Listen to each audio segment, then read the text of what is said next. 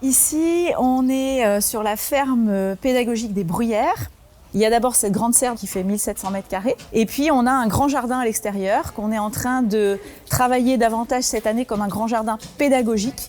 On est sur un espace partagé par des adhérents qui sont engagés et qui font la vie de l'association, avec toutes sortes de structures et de groupes qui vont venir.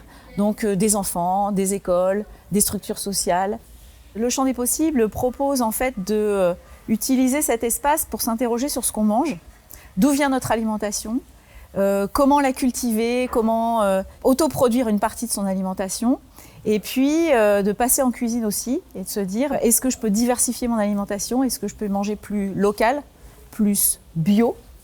Notre sujet, c'est la transition alimentaire et la promotion de l'agriculture en ville, parce que ça permet aux citadins de pouvoir remettre les mains dans la terre et les pieds dans la cuisine.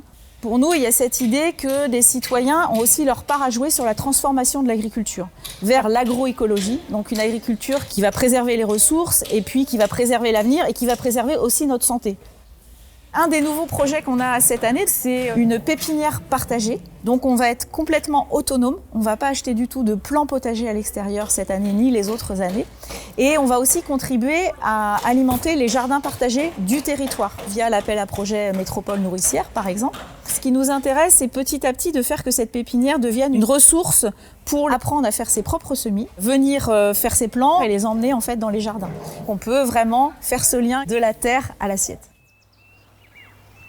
L'association Triticum est une maison des semences, donc un regroupement de citoyens et de paysans qui gèrent ensemble des semences dites anciennes, libres de droit, pour les transmettre à des fermes bio en Normandie.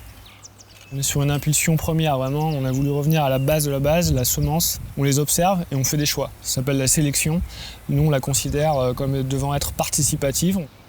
La collection de l'association regroupe 200 variétés de céréales. Une partie est visible sur la ferme, amidonnier, des blés tendres, des seigles, des épeautres. Il faut savoir que ces céréales sont vraiment un levier pour une alimentation plus saine. Pourquoi ? Parce qu'elles sont cultivées en bio, elles ne sont pas issues de la biogénétique, donc elles sont plus digestes.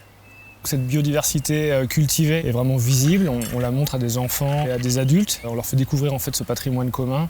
Pour transitionner, il faut déjà retrouver ses racines et puis il faut aussi pouvoir être acteur. On considère clairement que quelqu'un qui a semé du blé, qui sait faire du pain, n'achètera plus du pain de la même manière. Et en ça, la ferme est un outil pour nous très important.